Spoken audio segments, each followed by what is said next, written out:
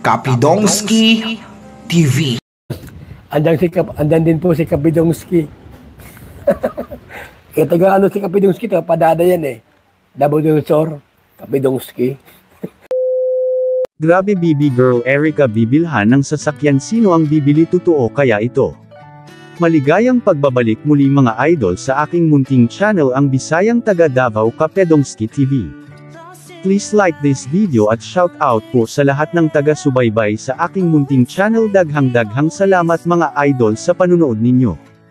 Shout out po Kuya Val Santos Matubang at Kalingap Rab. Mag-iingat po kayo palagi sa paghahanap ng matutulungan na mga kababayan nating nangangailangan ng tulong.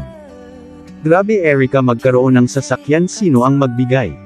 Sa recent upload ni Kalingap Rab kay Erica, dito nga nakita at nalaman ng buong mundo na ang pabahay ni Erica ang pinakamalaki at bonggang pabahay ng Team Kalingap. Sabi nga ni Kalingap Rab, pati siya namangha sa plano ng sponsor ni Erica na si Sir June A, dahil hindi basta-basta ang ipapagawang bahay kay Erica, dahil kumuha talaga ng engineer si Sir June A para magplano ng bahay ni Erica. Ang dami na naman may inggit at masama ang loob nito, dahil pinakita na ang plano sa bahay ni Erica, pati si Kalingap Rab namangha sa laki ng bahay. Imagine 5 bedrooms at may sariling closet si BB Girl. Mapasa na all ka na lang talaga sa mag-asawang Sir June A. Tinuring talagang anak si Erica, at dito nga mas lalong napahanga at nagtaka si Kalingap Rab dahil may garage ang gagawing bahay kay Erica.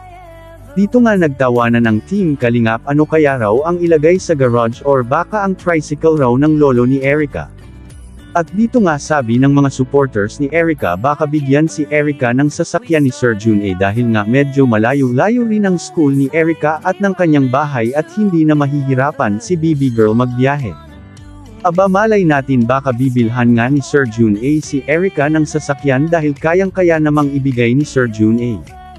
At sa mga masasakit ang puso, tainga, at mata dyan, dahil super yaman talaga ang sponsor ni BB Girl, ito lang ang masasabi ko sa inyo, mas lalong yayaman ang St. Peter ngayon dahil mamatay kayo sa inggit sa aming BB Girl. Kayo mga idol, ano ang masasabi ninyo sa gagawing pabahay kay Erica? Shock rin pa kayo sa plano ng bahay ni Erica? Comment down below at ating pag-usapan.